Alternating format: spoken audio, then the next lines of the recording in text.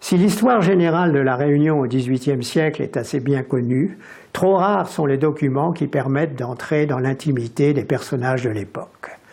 D'où l'intérêt que m'ont paru présenter les nombreux écrits laissés par Henri Paulin Panon des Bassins, en particulier les récits des 2 voyages qu'il a faits en France en 1785 puis 1790-1792 et la volumineuse correspondance qu'il a échangée avec des parents et amis. C'est à décrypter la masse foisonnante de ces documents que je me suis attaché dans mon livre, cherchant à retrouver tous les aspects d'une personnalité complexe et attachante.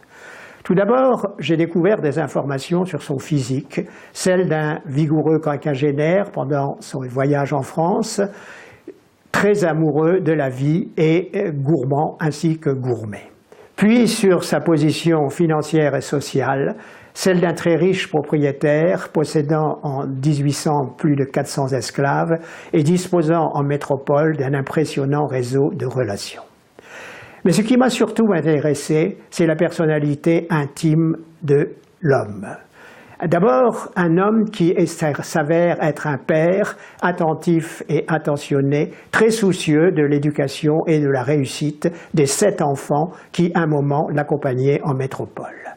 Puis un homme très curieux de tout, très avide de connaître tous les aspects du monde nouveau qu'il découvrait, depuis les fastes de Versailles jusqu'aux quartiers les plus humbles de Paris.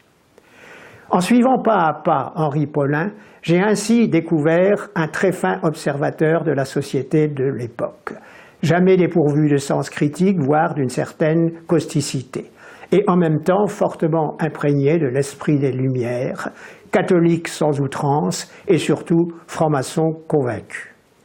Mais cet homme, il a été confronté à un véritable cataclysme social et politique, celui des débuts de l'époque révolutionnaire. Quelles furent ses réactions à ce phénomène, allant du rejet à certains enthousiasmes? Telles sont les questions que j'ai également essayé d'aborder dans mon travail. En définitive, je dirais que j'ai essayé de ne rien laisser dans l'ombre des multiples aspects d'Henri Paulin Panon des Bassins. D'où le titre, un brin provocateur, je le reconnais, que j'ai donné à mon ouvrage une véritable autopsie. L'autopsie d'un homme foncièrement insulaire, foncièrement bourbonnais et fier de l'être, mais en même temps très représentatif de l'esprit de son temps, l'époque des Lumières.